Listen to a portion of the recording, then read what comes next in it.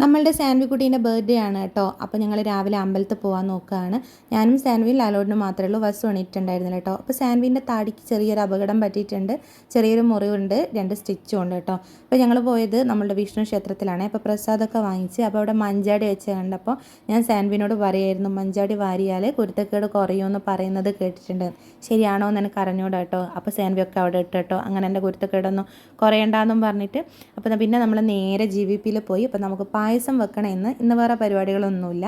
അപ്പോൾ പായസം വെക്കാൻ വേണ്ടിയിട്ട് കുറച്ച് പാലും വാങ്ങി. പിന്നെ ഈ വെയിൽ എൻ്റെ ശത്രുവാണ്.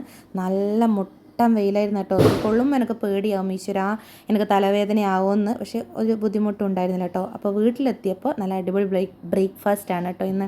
കല്ലുമ്മക്കായി പൊരിക്കുന്നത് കണ്ടിട്ടുണ്ടോ? നമ്മളുടെ വീട്ടിൽ പൊരിക്കും കാണോ. ഇത് അമ്മേൻ്റെ സ്പെഷ്യലാണ്. അപ്പോൾ അതൊക്കെ കൂട്ടി നല്ല അടിപൊളിയായിട്ട് ചായയൊക്കെ കുടിച്ച്.